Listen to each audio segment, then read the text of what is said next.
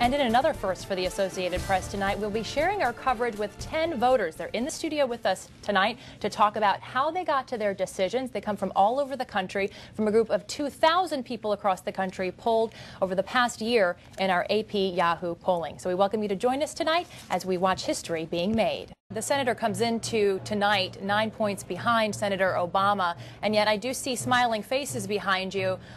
What's the mood there, especially for staffers, anybody you've come across that has worked on the campaign? You guys have been talking politics not only at the dinner table, it sounds like, but in your workplace, with family members. Did anybody have a fight with anybody over what you believe in, how you voted, who you were interested in voting for? Did you sleep at all? No, I didn't. No, even when I picked up the absentee ballot. I had it for 2 days. And I think one of the things we've also seen is that the Democrats running in Virginia have been pretty moderate Democrats. So there's been a slow build for the Democratic Party, and not really particularly liberal, slam you over the head, leftist type Democrats running. Am I right, Tony? I think that's fair. I think with the success of Warner, with the success of Kaine, we have been seeing that shift.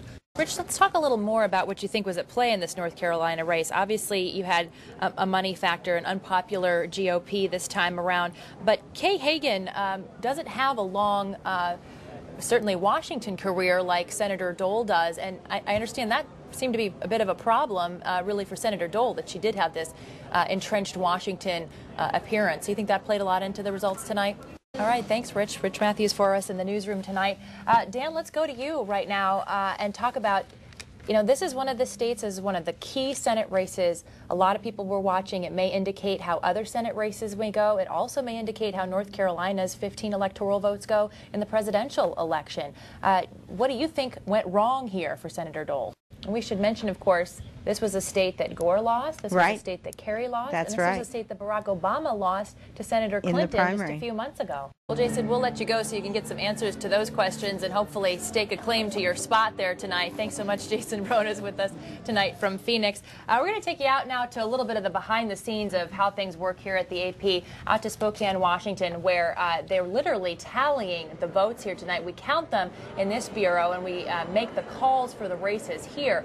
But out there in Spokane is where they're doing the nitty-gritty of the tallying, as we're coming closer and closer to polls closing on the West Coast in about 17 minutes or so. Interesting to look at this room and realize how much is going on there, Sagar. I felt pretty good that we have 2 laptops in here, but I don't know that I've ever seen that many computers in a single room. And literally at the stroke of 11, this is the first time in 8 years that we've been able to call a race this early in the evening. And, there's a lot of cheerful people over there in Grant Park. We've been hearing them building the excitement over there. I want to go to Mark Carlson there in Chicago. Mark?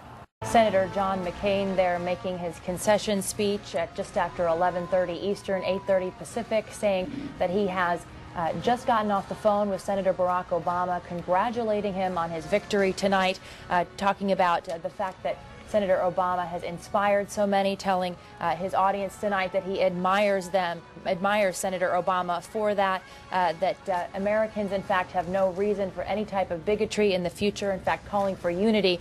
One particular line that seemed to resonate, he said, "It's natural to feel disappointment, but tomorrow we must move beyond." Some of the things that we were hearing tonight from Senator McCain as Governor Palin stood beside him, his running mate, with tears in her eyes. She was obviously moved by the moment and moved by the results.